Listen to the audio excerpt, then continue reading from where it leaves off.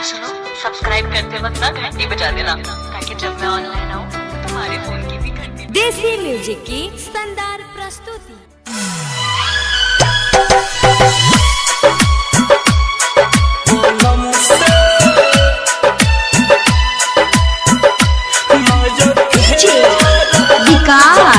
Presented by Desi Music. Desi Music.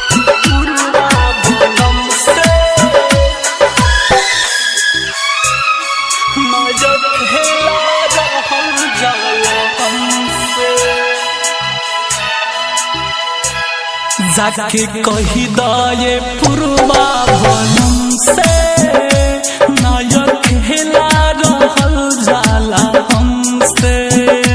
जाके कही दाये पुरवा बनम से नायक खेला रहल जाला हमसे। मारू बिरहिन के सहिले हम बाती कहिले सुन जाके कही दाये पुरवा बलम से नायक खेला रहल जाला हमसे। जाके कही दाये पुरवा बलम से नायक खेला रहल जाला हमसे। मारू बिरहिन के सहिले हम बात कहिले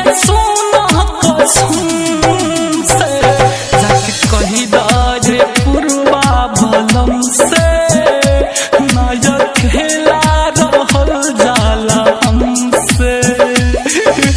DJ विकास बलम से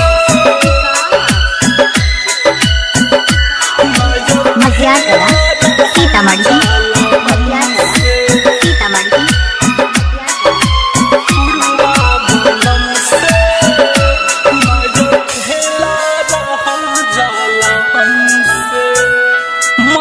से जिया पे फुलवा घोरत रहे, याद उनकर हमार दिल कोड़त रहे। जा दुखवा सुना दो तू होखी है जाहे, जब पूछी है तो कह दी हाँ अपने कहे।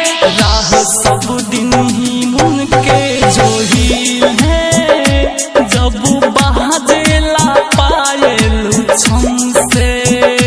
जाके कही दाये पुरवा बलम से नायक खेला रहल जाला हमसे। DJ विकास बलम से मध्याकला सीतामढ़ी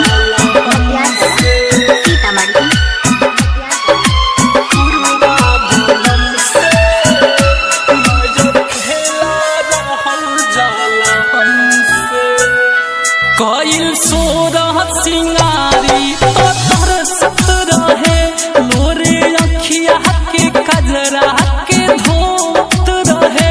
पिया मई है मनीष को पूछे हाँ जरूर, उनु नैखन करत भइल काम कसूर। कहल करे नाहे कोई मंसूर, उड़ावेला हमरा के बम से।